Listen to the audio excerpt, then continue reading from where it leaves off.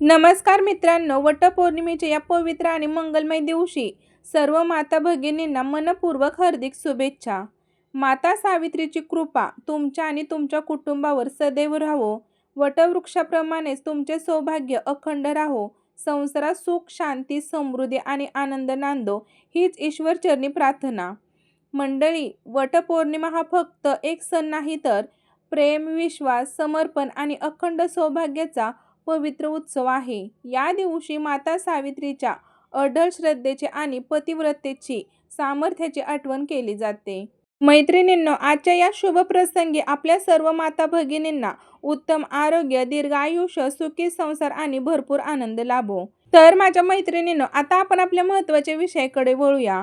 त्याआधी तुम्ही चॅनलला सबस्क्राईब केलं नसेल तर सबस्क्राईब करून बेल आयकॉनला प्रेस करा आणि व्हिडिओला लाईक करायला अजिबात विसरू नका. तर पहा, वटपौर्णिमेच्या दिवशी तुम्हीही चुकून केस मोकळे ठेवता का?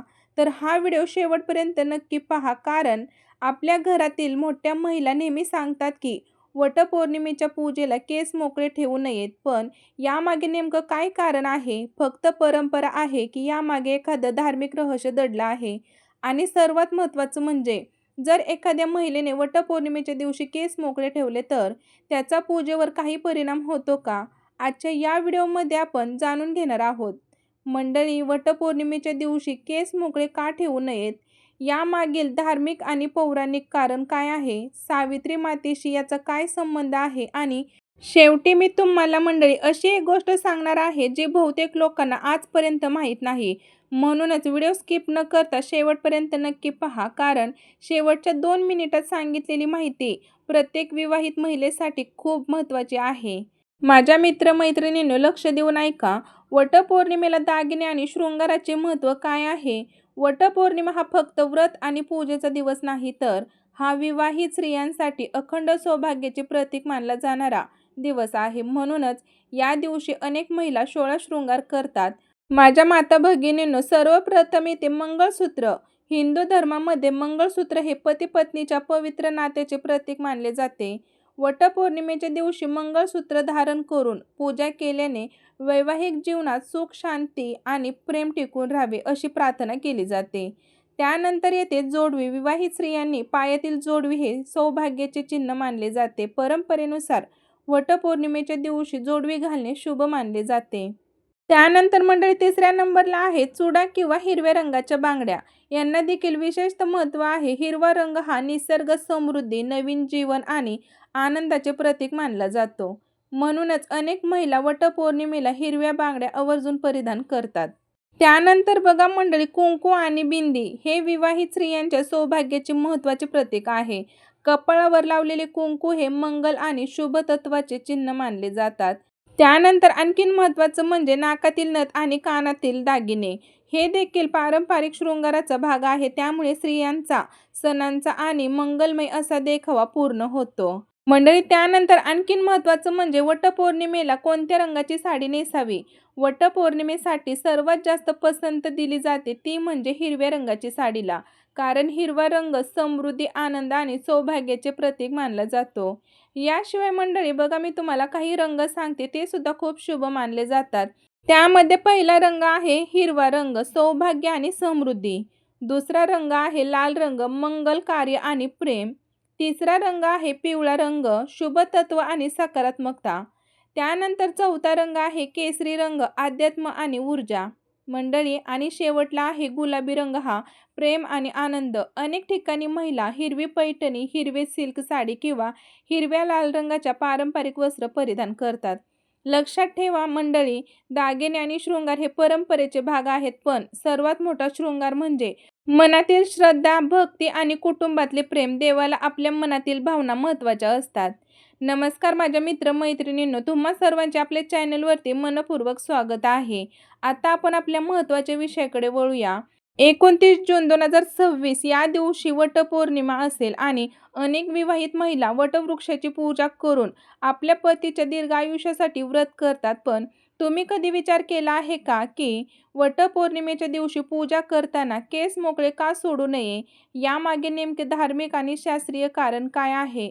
आजच्या या व्हिडिओमध्ये आपण याच विषयाची सविस्तर माहिती जाणून घेणार आहोत. त्यामुळे मंडळी व्हिडिओ बघा शेवटपर्यंत नक्की पहा. वटपौर्णिमेचं महत्त्व. हिंदू धर्मात वटपौर्णिमेला विशेष महत्त्व आहे. या दिवशी माता सावित्रीने आपल्या पती सत्यवानाचे प्राण यमराजाकडून परत मिळवले होते. म्हणूनच विवाहित स्त्रिया या दिवशी वटवृक्षाची पूजा करतात आणि अखंड सौभाग्यासाठी प्रार्थना करतात.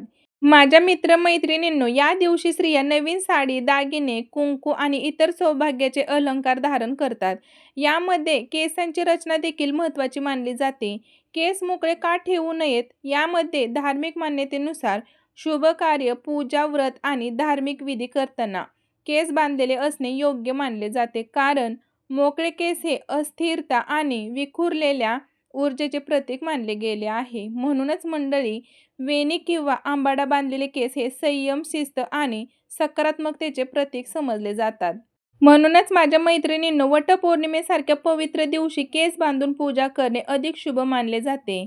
त्याचबरोबर सौभाग्याशी संबंधित वटपौर्णिमेचे व्रत हे अखंड सौभाग्याशी संबंधित आहे. त्यामुळे या दिवशी स्त्रिया 16 शृंगार करतात. वेणी किंवा आंबाडा हा देखील सौभाग्यवती स्त्रियांच्या शृंगाराचा एक भाग मानला जातो. त्यामुळे अनेक परंपरेमध्ये मोकळ्या केसांऐवजी नीट बांधलेले केस ठेवण्यास सांगितले जाते. पौराणिक दृष्टिकोनातून प्राचीन काळापासून ऋषीमुनींनी आणि धर्मग्रंथांमध्ये पूजा करताना शरीर आणि मन दोन्हीही शुद्ध व संयमी ठेवण्याचा संदेश दिला आहे. मोकळे केस वाऱ्यामुळे सतत हलत राहतात, त्यामुळे मन विचलित होऊ शकते. पूजा करताना एकाग्रता ठेवण्यासाठी केस बांधण्याची प्रथा निर्माण झाली आहे, असेही काही जाणकार सांगतात. महत्त्वाची गोष्ट म्हणजे मंडळी, हे लक्षात ठेवा की याबाबत सर्वत्र एकासारखा नियम नाही. काही भागांमध्ये वेगवेगळ्या परंपरा आहेत. जर एखाद्या महिलेने काही कारणास्तव केस मोकळे ठेवले तर त्यामुळे तिची पूजा निष्फळ होत नाही. देव श्रद्धा आणि भक्ती पाहतो. केस बांधणे हे पारंपरिक आणि सांस्कृतिक मान्यता आहे, परंतु भक्ती आणि श्रद्धा महत्त्वाची. त्याचबरोबर माझ्या मैत्रिणींनो, वटपौर्णिमेच्या दिवशी सकाळी उठल्याबरोबर काय करावे? तर पहा, वटपौर्णिमा हा विवाहित महिलांसाठी अत्यंत महत्त्वाचा आणि पवित्र दिवस मानला जातो. या दिवशी माता सावित्रीची पूजा करून पतीच्या दीर्घायुष्यासाठी आणि कुटुंबाच्या सुख समृद्धीसाठी प्रार्थना केली जाते. पण अनेक महिलांच्या मनामध्ये एक प्रश्न असतो, वटपौर्णिमेच्या दिवशी सकाळी उठल्याबरोबर सर्वात पहिले कोणते काम करावे? तर पहा, आपण सकाळपासून पूजेपर्यंतची संपूर्ण माहिती जाणून घेणार आहोत. त्यामुळे व्हिडिओ शेवटपर्यंत नक्की पहा. उठल्याबरोबर देवाचे स्मरण करा. मंडळी, वटपौर्णिमेच्या दिवशी डोळे उघडता सर्वप्रथम आपल्या कुलदैवता माता सावित्री आणि भगवान विष्णू यांचे स्मरण करा. मनामध्ये प्रार्थना करा की, हे ईश्वर, आजचा दिवस मंगलमय जावो, माझ्या कुटुंबावर तुमची कृपा सदैव राहू द्या. अशी सकारात्मक सुरुवात केल्याने मनाला शांती मिळते. त्यानंतर मंडळी, पृथ्वी मातेला नमस्कार करा. अंथरुणावरून लगेचच खाली उतरण्यापूर्वी पृथ्वी मातेला नमस्कार करावा. कारण आपण दिवसभर ज्या पृथ्वीवर चालतो, पृथ्वीबद्दल कृतज्ञता व्यक्त करण्याची ही सुंदर परंपरा आहे. त्यानंतर स्नान करून शुद्ध व्हा. वटपौर्णिमेच्या दिवशी शक्यतो सूर्योदयापूर्वी किंवा सकाळी लवकर स्नान करावे. त्यानंतर स्नान करताना मनात माता सावित्रीचे स्मरण करावे. शरीराची स्वच्छ आणि मनाची पवित्रता दोन्ही महत्त्वाच्या मानल्या जातात. त्याच्याचबरोबर स्वच्छ आणि शुभ रंगाचे वस्त्र परिधान करा. त्यानंतर शक्यतो हिरव्या, लाल, पिवळ्या किंवा गुलाबी रंगाची साडी परिधान करावी. मंडळी, विशेषतः हिरवा रंग सौभाग्य आणि समृद्धीचे प्रतीक मानला जातो. सौभाग्य अलंकार धारण करा. वटपौर्णिमेच्या दिवशी विवाहित महिलांनी शक्यतो मंगळसूत्र, हिरव्या बांगड्या, जोडवी, कुंकू, बिंदी म्हणजेच टिकली आणि नथ हे सौभाग्याचे अलंकार धारण करावेत. हे केवळ दागिने नसून आपल्या संस्कृतीची ओळख आहे. त्यानंतर केस मोकळे ठेवू नका. अनेक परंपरेनुसार पूजा करताना केस बांधलेले असावेत असे मानले जाते. त्यामुळे शक्यतो सुंदर वेणी किंवा आंबाडा बांधा. त्यानंतर मंडळी, माता सावित्रीचे स्मरण करा. पूजेपूर्वी काही क्षण शांत बसून माता सावित्री आणि सत्यवान यांच्या कथेला मनात आठवा. मंडळी, या कथेतून धैर्य, श्रद्धा आणि निष्ठेचा संदेश मिळतो. त्यानंतर घरातील देवांची पूजा करा. वटवृक्षाकडे जाण्यापूर्वी घरातील देवघरात दिवा लावा. अगरबत्ती अर्पण करून प्रार्थना करावी. त्यानंतर वटपूजेसाठी साहित्य तयार करा. पूजेसाठी आवश्यक वस्तू जवळ ठेवा. हळद, कुंकू, अक्षदा, फुले, दोरा, नारळ, फळे आणि दिवा याची तयारी आधीच करून ठेवावी. त्यानंतर वटवृक्षाची श्रद्धेने पूजा करा. वृक्षाला पाणी अर्पण करा. त्यानंतर हळदी कुंकू वाहा, फुले अर्पण करा. वटवृक्षाभोवती दोरा गुंडाळा आणि फेरे मारा. मनापासून प्रार्थना नक्कीच करा. सर्वात महत्त्वाचं म्हणजे मंडळी, वटपौर्णिमेचे खरे महत्त्व फक्त विधीमध्ये नाही तर श्रद्धा, प्रेम, विश्वास आणि कुटुंबाच्या समर्पणामध्ये आहे. देवाला तुमच्या मनातील भक्ती महत्त्वाची आहे. तर माझ्या मित्रमैत्रिणींनो, वटपौर्णिमेच्या दिवशी सकाळी उठल्याबरोबर कोणती कामे करावीत याची संपूर्ण माहिती तुम्हाला मिळाली असेल. व्हिडिओ आवडला असेल तर लाईक करा, शेअर करा आणि अशाच धार्मिक माहितीसाठी चॅनेलला सबस्क्राईब करायला विसरू नका. वटपौर्णिमेच्या सर्व माता भगिनींना पुन्हा एकदा हार्दिक शुभेच्छा आणि कमेंट बॉक्समध्ये जय श्री सावित्री, जय वटवृक्ष देव लिहायला अजिबात विसरू नका. मंडळी, भेटू पुन्हा नवीन अशाच एका व्हिडिओमध्ये. आणि व्हिडिओमध्ये बोलताना काही चूक भूल झाली असेल तर मनापासून क्षमा असावी. तसेच वटपौर्णिमेचे मी भरपूर व्हिडिओ आपल्या चॅनेलवरती अपलोड केलेले आहेत. ते पण खूप उपयुक्त आहेत. काय चूक करावी, काय चुका करू नयेत, या गोष्टी आधीच आपल्याला समजलं ना तर वटपौर्णिमेच्या दिवशी आपल्याकडनं काही कळत नकळत चुका होण्यापासून टाळत असतात. त्यासाठी ते पण व्हिडिओ जाऊन सर्वांनी चेकआउट करा. तुमचा खूप फायदा होईल. आणि त्यानंतर तुम्ही मला कमेंट बॉक्समध्ये विचारू शकता की तुम्हाला पुढील व्हिडिओ कशासाठी पाहिजे आहे. मी त्याचा रिप्लाय नक्कीच देईन तुम्हाला आणि सांगण्याचा देखील प्रयत्न करेल.